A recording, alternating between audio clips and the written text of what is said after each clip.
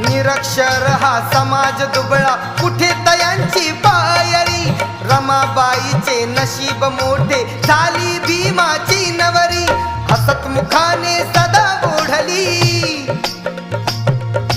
हसत मुखाने सदा ओढली गाडी ही संसाराची. रमाई झाली स्फूर्ती ज्योती भीमराव आंबेडकरांची. रमाई झाली स्फूर्ती ज्योती